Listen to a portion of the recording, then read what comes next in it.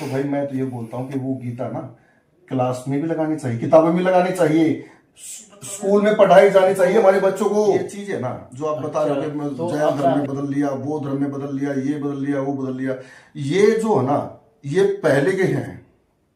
अब जो है ना अब नया तो कुछ नहीं बन रहा है जी। अब नया तो कुछ नहीं बन रहा है, पहले से ही चले आ रहे हैं। हाँ, पहले काफी हाँ नए धर्म आए जी, पहले से ही है ये, लेकिन अब नया तो कुछ नहीं बना है। तो जो आजकल ये चल रहा है कि नाम परिवर्तन किए जा रहे हैं, जैसे हमारा दिल्ली का अब चल रहा है मुद्दा कि दिल्ली का नाम बदलकर इंद्रप्रस्थ किया जाएगा। तो कई जगहों के नाम ऐसे ही बदले जा रहे हैं, तो ये कहाँ तक उचित है या अनुचित है आपकी नजर में? देखिए भाई, जिसका जो नाम है ना वही रहना चाहिए। दिल्ली इंद्रप्रस्थ है।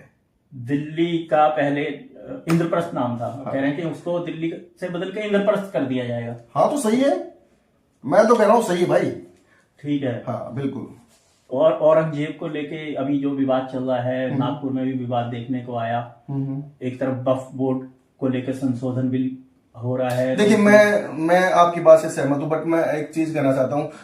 जब कोर्ट के अंदर अगर वो बोलते हैं कि गीता पे हाथ रख के कसम खिलाते हैं, गीता पे हाथ रख के कसम खाइए, क्या मैं जो बोलूंगा आप जो बोलोगे सच के सिवा कुछ नहीं बोलोगे?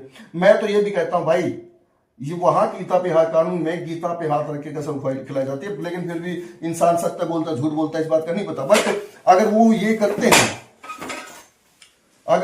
करते हैं तो भाई मैं तो ये बोलता हूं कि वो गीता ना क्लास में भी लगानी चाहिए, किताबें भी लगानी चाहिए, स्कूल में पढ़ाई जानी चाहिए हमारे बच्चों को। अच्छा, तो आप चाहते हैं अभी आप औरंगजेब जो ये सुन रहे हो ना, ये सब जिक्र कर रहे हो, आप स्टार्टिंग से स्कूल में पढ़े हुए, तब आपकी किताबों में ये बातें आई होंगी। क्यों नहीं आई? हमारी संस्कृति क्या है, हमारा धर्म क्या है, हम कैसे चलते हैं, हम क्या खाते हैं, क्या पीते हैं, कैसे रहते थे, क्या हमारे साथ हुआ है, कैसे क्या चल रहा है, ये किताबों में ये अपना है, जो अपनी रामायण है, ये क्या नाम आपका, ये गीता है, ये सब क्यों नहीं पढ़ाई जाती?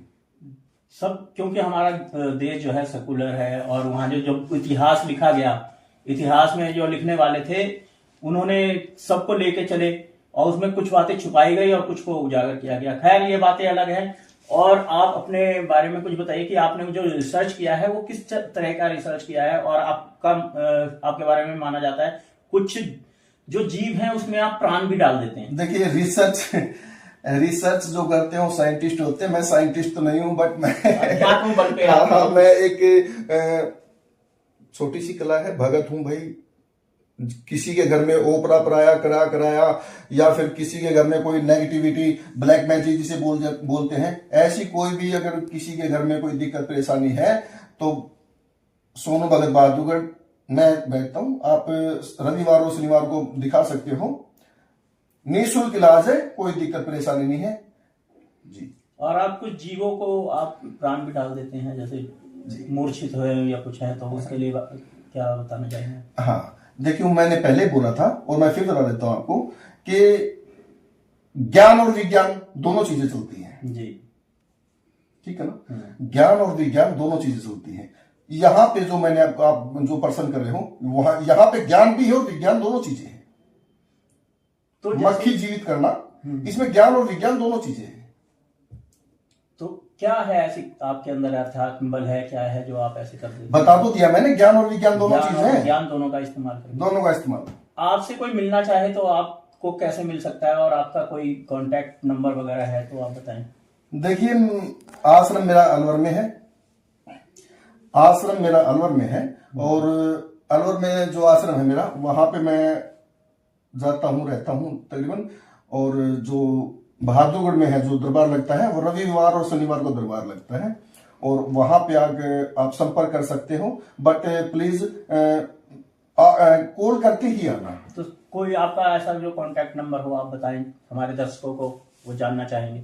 हाँ, 7988342586 ये मेरा कांटेक्ट नंबर है। क्या समय रहता है आपसे मिलने का? 10 से 2 बजे तक। और आपको मिलने के लिए कितने दिन पहले आपसे अपॉइंटमेंट लेनी? करीबन 2 हफ्ते पहले। 2 हफ्ते पहले आपसे अपॉइंटमेंट लेनी पड़ेगी जी, 2 हफ्ते। तो आप जैसे किसी के घर में कोई दिक्कत आ रही है, परेशानी आ रही है, तो आप क्या समाधान के लिए उसके घर पे भी जाते हैं कि? देखिए, ऐसा है, जो किसी के आना पड़ता है दरबार में। दरबार में आने के बाद ही, एक मिनट, एक सेकंड। Hello, hello. हाँ जी, हाँ जी, कहाँ बोल रहे हो आप? कहाँ से बोल रहे हो?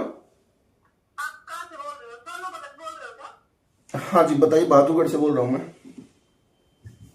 जो इंस्टाग्राम पे भी इसका डाल रखी है सोनू भगत के नाम से, आप ही हो वो? हाँ जी, यो के दारू को कुछ दवाओ तो अपने साथ में बना दो। हाँ जी, हाँ जी, हाँ जी। तो क्या दो नहीं, आप दवाई कोई दो या फिर कोई बात हो? आप दवाई भी देते हैं, झाड़े भी लगते हैं। झाड़ू भी लगते हैं? हाँ, कौन से दिन लगेंगे ये झाड़ू? ये जी लगेंगे झाड़े रविवार और शनिवार को। अच्छा जी।